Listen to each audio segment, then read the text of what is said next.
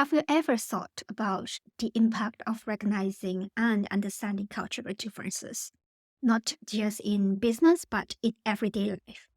And how this awareness can open our eyes to others and even to ourselves? Hi, I'm Chui Chui Tan. I help businesses navigate cultural nuances for global growth. But today, I want to share something beyond business, a conversations about how cultural awareness shapes relationships, work, and personal growth. Recently, a lecturer in Germany reached out to me. She told me she has been using my materials in her classes. She had read my book, Research for Global Growth, and my pocket ebook, International User Research, downloaded my global design guide from my website, and also watched the talks I have given that she could find online. She found that the concepts and examples I use in explaining culture, cultural differences, and culturalizations were easy to understand. This makes it possible for her to communicate and explain them to her students. Her classes range from younger students, 18 years old, who may not have been exposed to different cultures or people from different backgrounds much, to master students already working with people from different backgrounds or working on international projects. The feedback she shared with me was incredible. One group of her students working on the project in Germany, they couldn't figure out why the work they have been doing wasn't resonating in the Netherlands. After her lecture, they realized that maybe it's a different in mentality. Maybe we need to adapt our approach for the Dutch market. This awareness helped them to understand that culture isn't just about language, it's about mindset.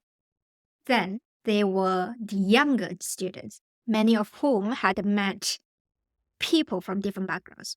They would say things like, "Now I understand why my boss acts a certain way." Her lectures help these students to understand, respect, and adapt. What I like even more are the feedback from another groups of students. One said, "What you said in the class has made me finally understand where my parents are coming from." Many of these students had immigrant background, with their parents who held onto traditions from their homeland while they were growing up in Germany. This led to the inevitable cultural clash, but recognizing these cultural nuances brought clarity and respect. Similarly, another student said, "You opened my eyes to the relationship I'm in." They were dating someone from a different cultural backgrounds, and it suddenly clicked why they might approach things differently. All this feedback gave me goosebumps. That's the beauty of cultural awareness. It helps us in unexpected ways. Also, I talk about understanding local culture and context, mostly in the business domain. It's also about personal relationships and social interactions. But it's not always easy to accept the differences. She also told me a handful of students couldn't get their head around some of the cultural examples she gave out of my book when talking about being open minded on how we perceive things. For example, in my book, I explained how different cultures view time. For countries like Kenya, many other African countries, Latin American, and certain Asian countries, they nurture a more relaxed and patient attitude towards time. Hence, punctuality is not always observed. For those students who grew up in Germany, where punctuality is a sign of respect, and in a rather homogeneous environment, they had difficulties in understanding and accepting how some cultures could not keep their punctuality. They said, "How can they turn up late and not be punctual? That is just rude." This lecturer herself experienced a similar moment when she went back to Australia after years in Germany. She noticed German news is often factual, but in Australia, she noticed the news leaned towards sensational stories. She said to me in the call, "How is it news if it is not fact-based?"